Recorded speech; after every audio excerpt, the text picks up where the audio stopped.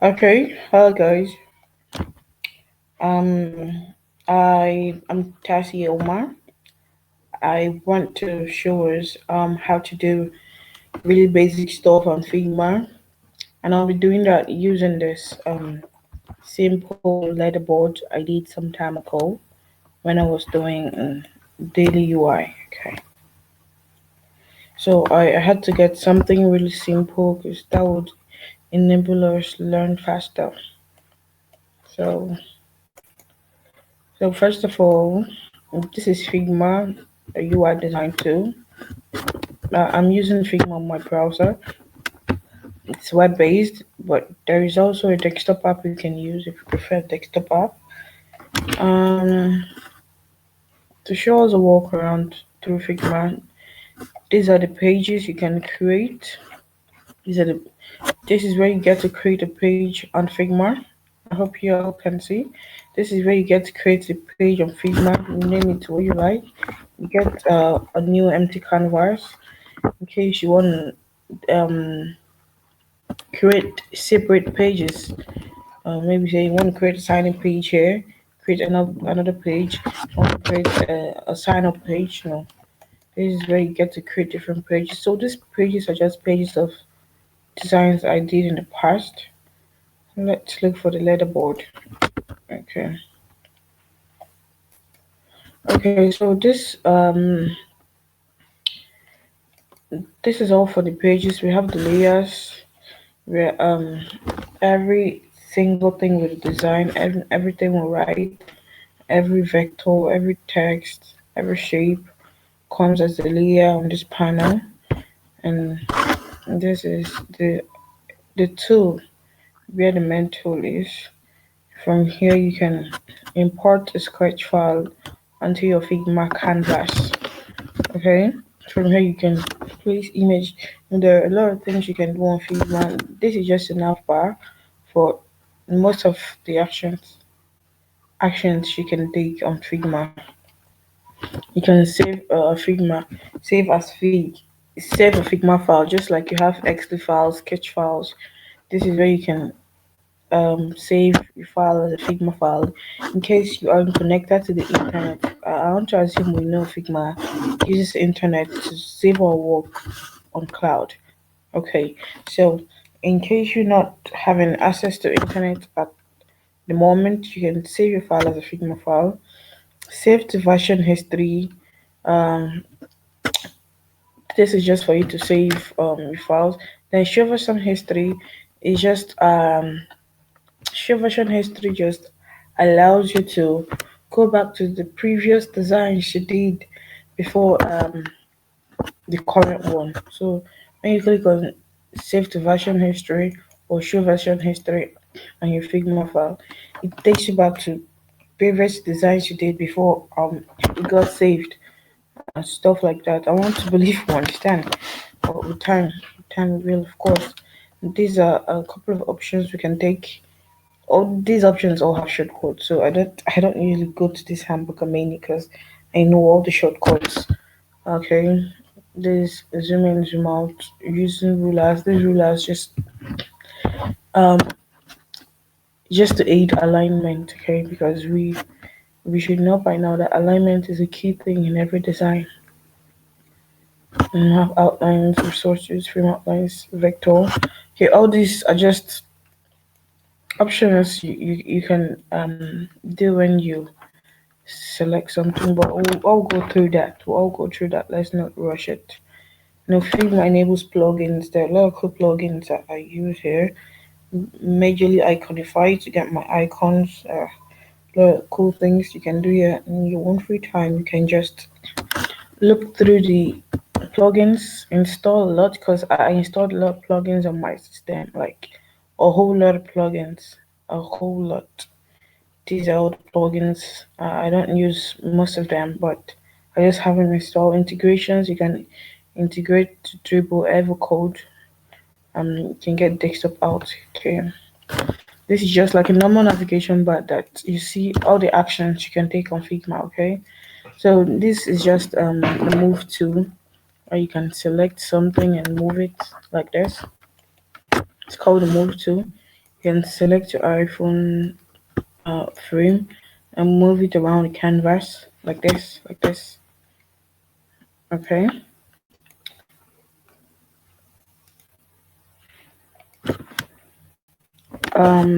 What else do we have here?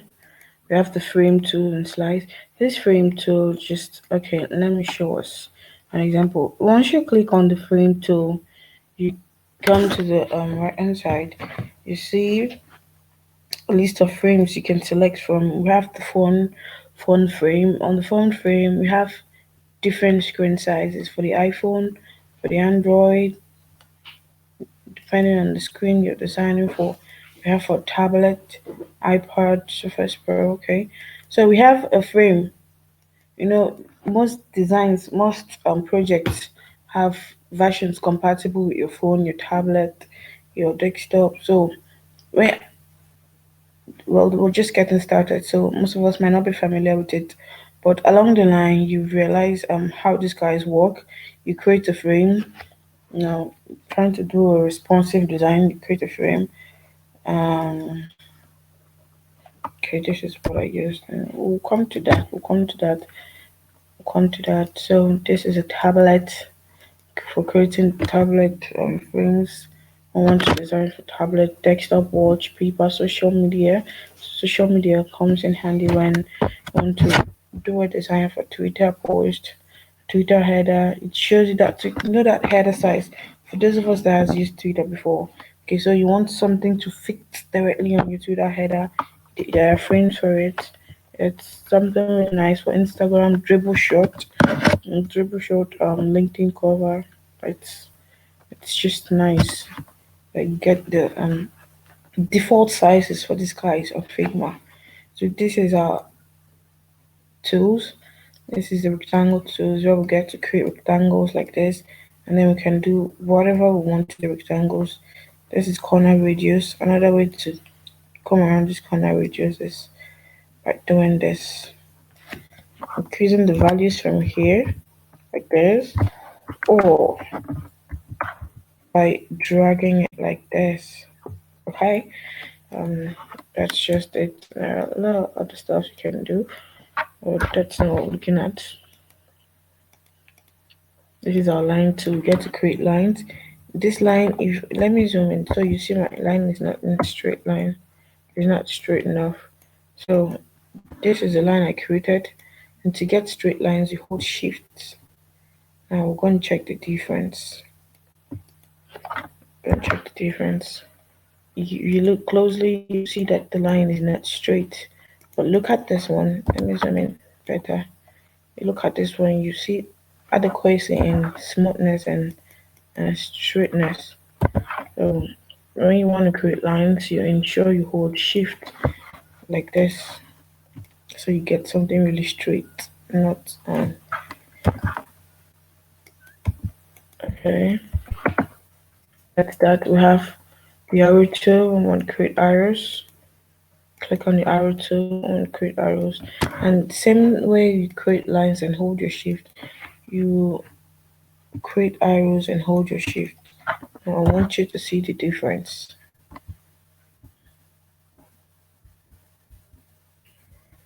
I want you to see the difference, and I think that difference comes shows more when you're zoomed out.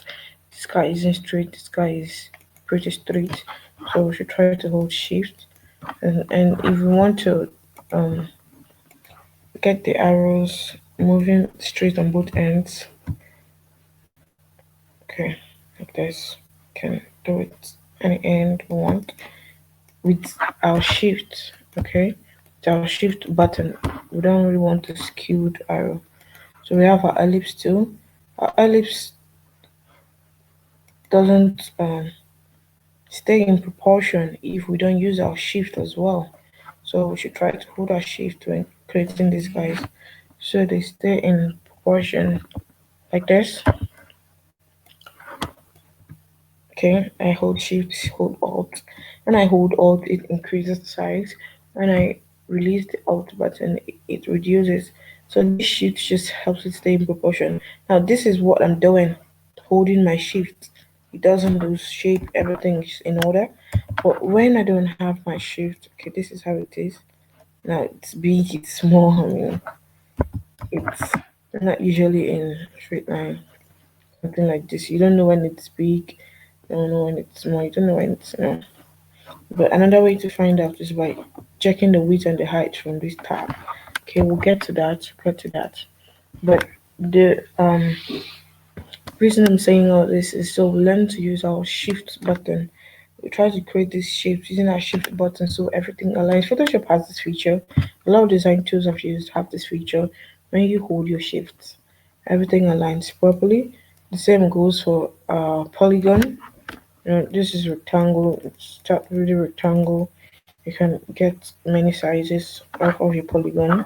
You can get various shapes. You can get the hexagon, get an octagon. But polygon basically has. Okay, this allows us to place image. If I have an image, I can place it here like this. If you click on an image and you do not want it, you can discard it. But when you click on an image and you still want it, you click on place all. Place all places the image for you. Okay, click or drag to place. Okay, so if we don't want to do it that way, we can just drag the image from where it's saved onto the Figma canvas, and we have our image. This is a very high resolution image, so it's going to be really uh, huge. It has a high width and height. Okay, that's that. This is our pen tool. Pen tool, we use it to draw. It's just to do very simple stuff. This is what most designers use for their logos and their illustration, and this is what you need to learn how to use separately because using the pen tool isn't really so easy. It takes time to master it, know how to draw with it, and drawing illustration and all that takes time. So all you need to do is calm down and learn it. And I use pen tool mostly for my logos, whatever I have to do. You can delete anchor points just to learn how to use it. I aren't going that deep. We're just doing basic stuff. The pencil tool works like a pencil. Okay, it's like when you're drawing. It's for artists. Anybody can use it. Okay, it's more like freehand sketch tool. There's no anchor points, no nodes, no points. You just draw. So that's what the pencil tool does. Now that is the difference between the pencil tool and the pen tool. The pen tool has anchor points and node that you can drag from, but the pen tool has anchor points and nodes. Sorry, while the pen tool is freehand, no anchor points, no nodes, just draw. Okay, so this is the hand tool. The hand tool helps us move around our canvas like this. Okay, let me delete this. We can move around the canvas. Say we have a lot of designs covered in the whole page. We can scroll around easily with our hand tool like this. It's very easy stuff. Okay. Okay, Figma comments. Uh, these are comments I got on this when I shared it. Okay. Figma comments enables you to collaborate with other designers, helps you get to work with your team efficiently. Okay, because it would have been really tough. It would have been tough stuff to do if there were no if there were no Figma comments or if there were no options for commenting on something like this. I can click on Tasioma and write something and post it, and whoever I invite to the file gets to see it. I don't like how this sky looks. I want it to be a bit lighter. I want it to be a bit lighter. I can just type it and post it. and the other guys get to see it just like that. So Figma comments enables collaboration between designers. Uh, um, on this dashboard, on this canvas, sorry, I can get 10 designers, 20 designers, 30 designers working on it. So it's a lot easier when there's this guy. Okay, so you get to drop your reviews directly. Okay, these are some comments I got. Okay, 5 months ago, 6 months ago. Okay, so when you've seen a Figma comment, when you've seen a comment, um, I'm sorry guys, just took me to another page. You can click on a comment. Okay, I already said that. And when the comment is resolved, sorry, like this,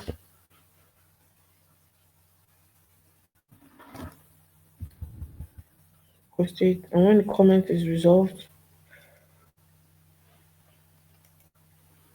when the comment is resolved, there's a tick here that shows the comment has been resolved. So you tick it. So that's that.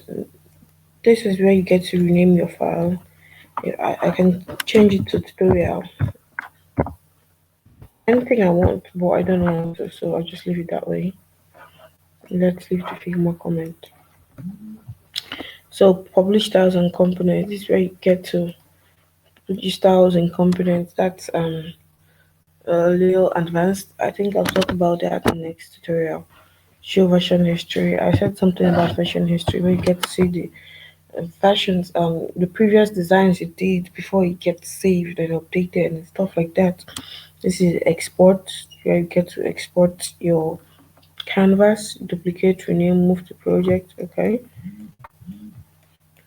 Um, this is my account. This guy takes me to my profile. Okay, when I click view profile, but I do not want to. This comes up usually when I'm online, shows me I'm online, and this is share button where you get to invite anybody. Where you get to invite people, designers you're collaborating with. Okay, I can copy it as a link, get the embed code, or type the email address. And then when I type the email address, I can just give them edit access or view access. Giving them edit access makes it able for them to work in the file as me, do anything they want on the file. But view access, they only get to view it, they don't get to edit anything. So it's up to you to choose who you invite. This play button presentation, that's involved with prototype. When you're done prototyping, you can present, but you don't necessarily need to prototype before presenting. You can let me show you guys how it works. Oh, I'm only sharing this screen. I don't get to share another screen. Oh, that's for another day. Okay, this is where you get to zoom in, zoom out, pixel, rulers. These are just part of the options we have in the nav bar. Some really basic stuff we can do. I'll show you guys. I'll show you guys. So let's get started with the design. I've shown you guys how to do really basic stuff. Yeah, basic stuff. But there are still a lot more. So let's get started. So this is a frame. I told you guys we can create a frame using this frame tool. The short form is F. When I click F, it takes me to the frame tool. Okay, and it's created a default frame. That's when I click F. The short form for rectangle is R, and I click R. Shift P takes me to pencil. They all have their shortcuts. You just have to know it. But I won't be using shortcuts here, so we don't get confused. Okay, we'll click on the frame tool. Since we're working with the mobile device, okay, this is a mobile device. So what we'll do is click on phone, iPhone 11 Pro Max. Okay, that's what I used for the design. So I'll just click iPhone 11 Pro Max. Okay, so we have the exact, yeah, We have the exact, real exact frame with this guy. But if you look closely, if you look very well, you'll figure this background is not so white.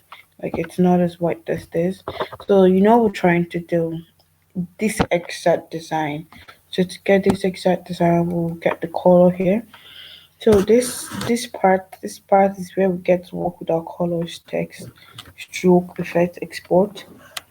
Uh, I think I have to show you guys. I think I have to show you guys this. Okay, let's say I want to stroke this frame. Okay, I want something around my frame. I can add a stroke to it like this. I can choose to increase the size of the stroke.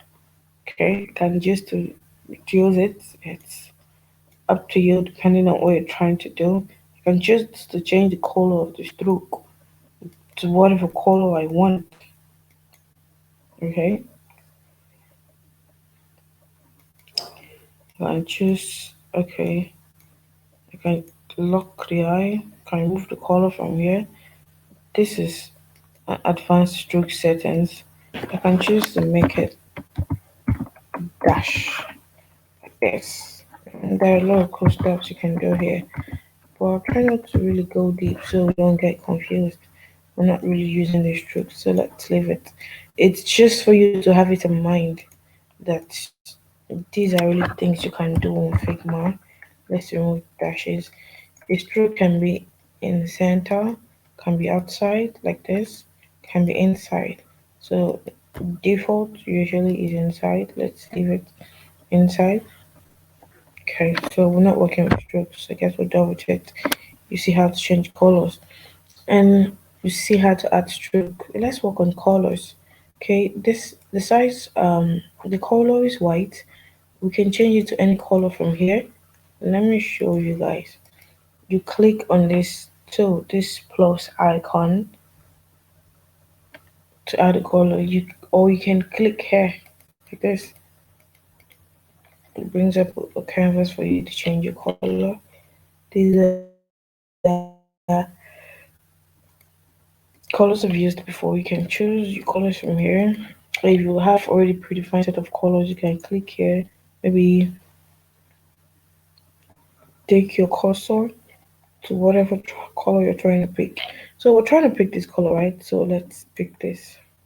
Yeah, now so we have the exit color on this leaderboard background.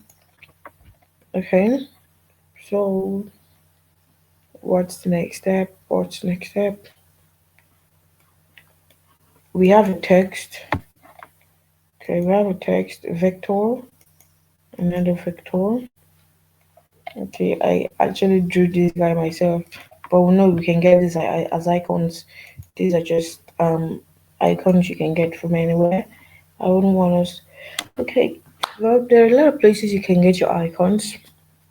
If you do not want to draw it, you can just go to Iconify, um, flat icon.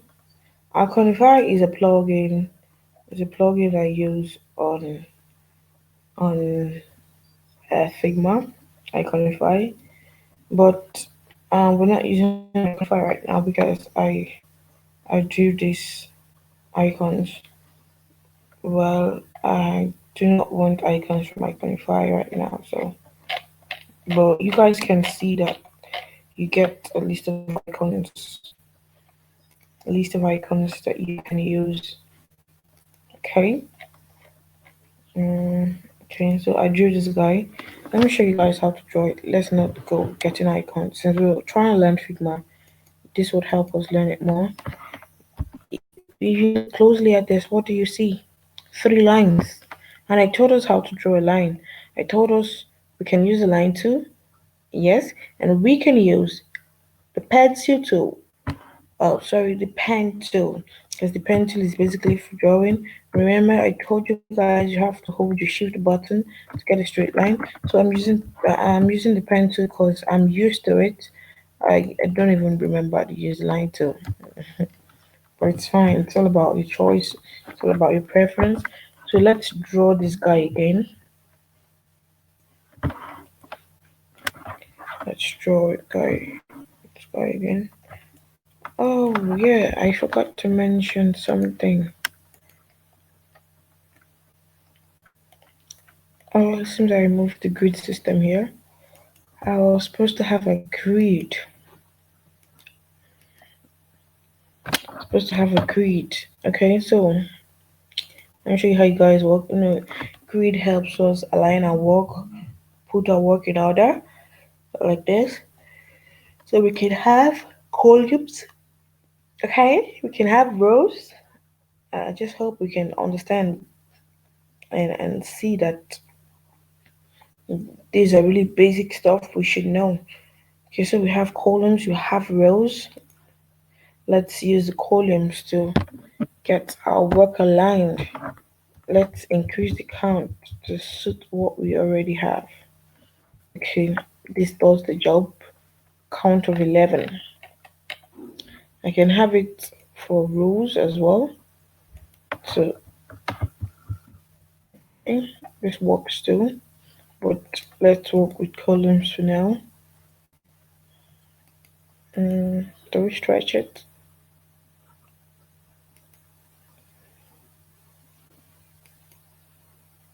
No, oh, that isn't necessary. So let's leave it as is. We count of 11. Yeah. So let's create the same frame we have for this guy on this canvas.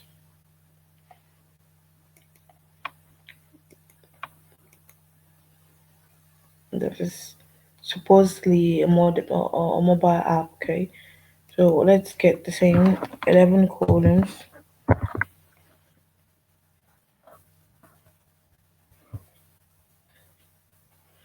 Okay, so we have the same grid system. Now let's draw. I have a two. I hold my shift button so the stuff is in a straight line. Now I have the straight line. I can just duplicate instead of having to draw another line and then another line. I prefer to just duplicate.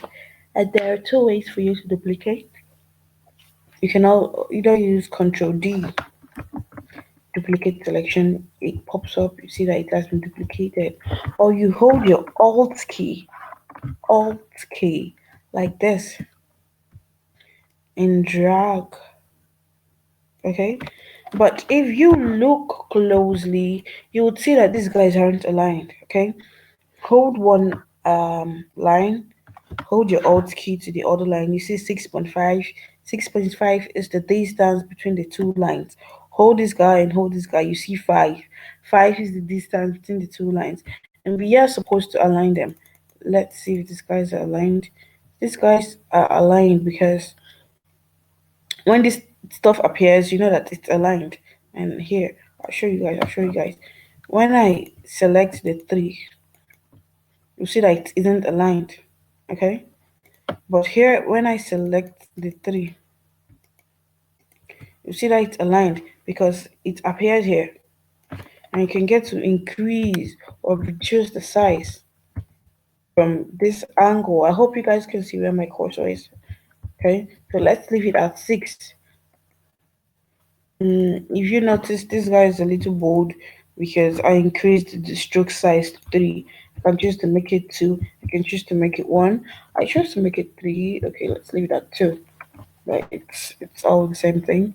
In that case, let's make this 2 also. And it looks a little too bold. No, I remember. Oh, I thought I've said it before, but obviously I haven't. We don't use pure black in design. Pure black isn't accepted. It's too black to be used. I don't know the word to explain it with, but it's a general principle. It's a general rule that you don't use black with hexadecimal 0000000 for design. You're meant to increase it to something like reduce it to something like this, sorry, something like that to make your work um neat. Okay, we're supposed to be talking about the stroke. as a drawing. So let's just use the color we have here. So I selected this. To select the three layers, you select one, you hold your shift key, select two, and hold your shift key, select three. Okay, so we have three of them selected, but they still aren't aligned. Distance between the three aren't equal. So how do we make that equal? When you select the three like this, one, hold your shift, two, hold your shift, three. Click on this guy. This guy, it's always there. It always appears when the distances aren't in proportion. Okay, so we want to put them in proportion. We click on it. It automatically aligns. And how do you know it is aligned? This dash. This dash usually comes up here like this, like this. So the dash came up there like this. It's something really simple. Something really simple. So we don't want our vectors distorting or scattering. So just group them together. Control G. That is the shortcut. Of course, that's the shortcut I'm used to. But if we don't want to use the shortcut, on selecting the three like this, you right click on your mouse, and when you right click, you'll see something like frame selection. You click on frame selection.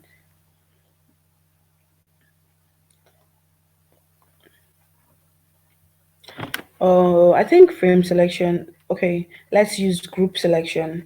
Frame selection is when you want to place all of them as a frame, and it's not really a good practice to use several frames inside one frame. Okay, so we just use groups. Just use groups. Let's use group selection. Control G. Frame selection has a shortcut of Control Alt G. Oh, talk about this, guys, soon. It might not be in this tutorial, but in next tutorial, we'll start from the basics, get to know them. So Control G, group selection.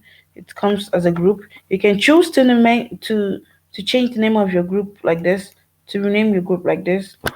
Okay, let's call it menu. Okay, that's it. So if you look closely, the menus don't look the same. Why does this one look shorter? Why does okay? So we select the second one, double click, so our node appears. Okay guys, I will continue this tutorial in the next video. In the next video, I'll continue exactly at this point I stopped. So let me just show you guys one last thing, and that's it. Hold the shift and drag like this. We have what we have here. So that is that for now. I'll just round off and continue in the next video. Okay, so bye. See you.